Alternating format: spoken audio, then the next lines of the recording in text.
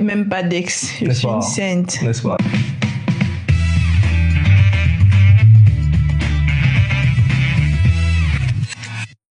C'est de la méchanceté. Après, moi, je m'abstiens souvent d'émettre un jugement pour la simple raison pour que dire lorsque que je tu n'ai n'étais pas, pas dans le truc, je n'ai pas le. Ok, les deux. admettons que le gars était sincère, la fille était investie et que le gars a fait ça dans les bacs.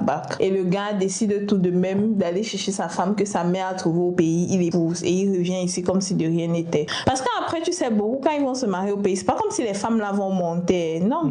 Souvent, ils le font en cachette. Tu es là, tu te dis que j'ai mon gars. Et puis après 2-3 ans, il fait le regroupement familial. Le gourmand te prend. Il y a bien un truc qui pousse les hommes à se comporter de la sorte. Non, c'est pas un truc. Je connais la raison. Généralement, il y a beaucoup de tribalisme à l'intérieur. Tu penses? Je te dis qu'il y a beaucoup de tribalisme. Okay. Parce qu'imagine-toi, je viens d'un village lambda. Admettons, peut-être je suis baganté.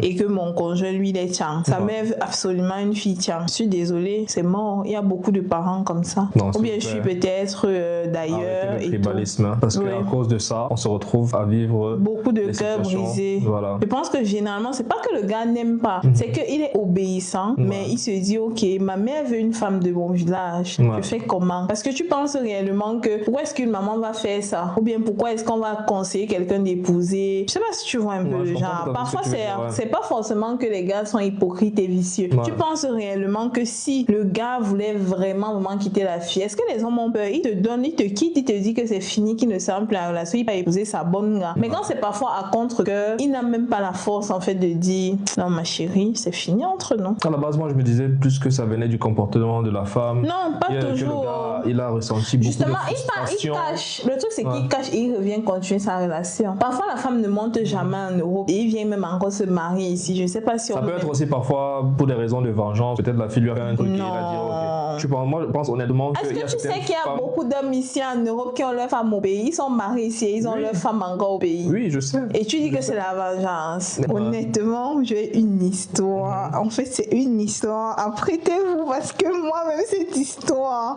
Déjà, la référence, l'histoire vient de chez le Warman.